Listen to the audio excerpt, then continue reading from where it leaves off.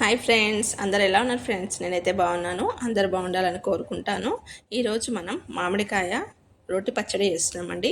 Big size మామిడికాయని తీసుకున్నాము. బాగా శుభ్రం చేసి పొట్టు తీసి చిన్న చిన్న పీసెస్ లాగా కట్ చేసుకుందామండి. దీంట్లో మనం జీలకర్ర మరియు వెల్లిపాయలు, కొంచెం ఉప్పు, కారం, పసుపు వేసి పచ్చడి అయితే చేస్తున్నామండి. ఇది మొత్తం పొట్టు తీసేసి పీసెస్ లాగా కట్ చేసుకుందామండి. ఇలా మొత్తం పొట్టు తీసేసి ఈ పీసెస్ లాగా కొంచెం బిగ్ సైజ్ పీసెస్ లాగానే కట్ చేసుకుందాము. దీన్ని మనం రోట్లో దంచుకోవడం వల్ల టేస్ట్ అనేది చాలా బాగుంటుందండి.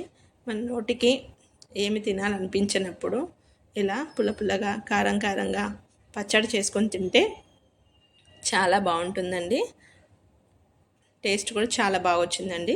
ఇలా మామిడికాయ ముక్కలు ఈ సైజులో కట్ చేసుకుంటే సరిపోతుందండి. జీలకర్రని 2 స్పూన్స్ అయితే తీసుకున్నాము.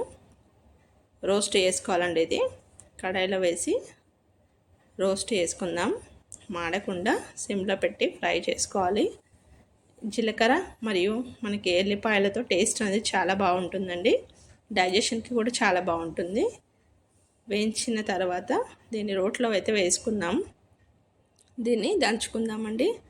మిక్సీలో వేసుకుంటే మెత్తగా అవుతుంది, టేస్ట్ బాగుండదండి. ఒకవేళ మిక్సీలో వేసుకున్నా కానీ బరకగా మిక్స్ చేయాలండి.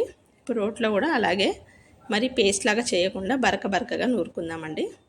అది తలుగుతూ ఉన్నప్పుడు టేస్ట్ అనేది చాలా బాగుంటుందండి. మామిడికాయ ముక్కలు మనకి తలుగుతూ ఉండాలి. ఏ పచ్చడి చేసినా బరకగా చేస్తేనే బాగుంటుంది. జీలకర్ర అయితే కొంచెం ఫ్రై అయింది కదండి, దంచినాం కదా. ఇందులోనే మనం వెల్లిపాయలను కూడా వేసి దంచుకుందాం. ఒక 5-6 వెల్లిపాయలు వేసాము. ఇది కొంచెం అయిన తర్వాత ఇందులోనే మామిడికాయ ముక్కలను కూడా వేసి దంచుకోవాలండి. కొంచెంగా వేసుకుంటూ దంచుకుందాం. ఒక మామిడికాయని వేసాము అంటే మనకి 1-2 డేస్ అయితే సరిపోతుంది. ఇలా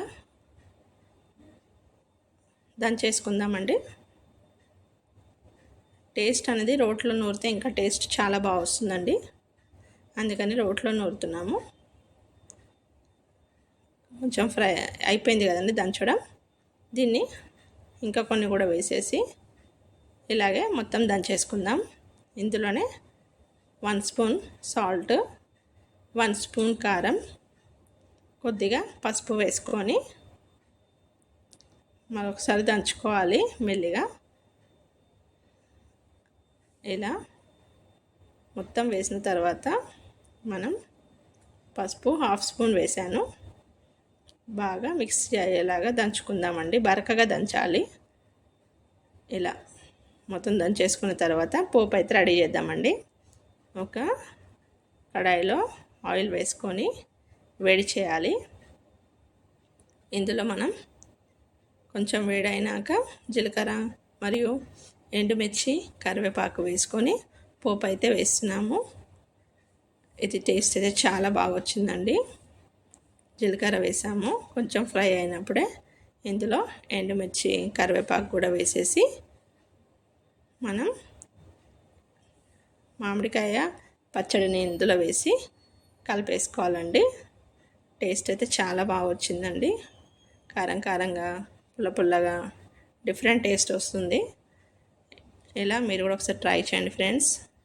వీడియో నచ్చితే లైక్ చేయండి, షేర్ చేయండి, సబ్స్క్రైబ్ చేయండి ఫ్రెండ్స్. మరొక వంటకంతో మీ ముందుకైతే వస్తాను. Take care, bye. ఎలా వచ్చిందో కామెంట్లో చెప్పండి ఫ్రెండ్స్. లైక్ చేయడం మర్చిపోకండి. బాయ్.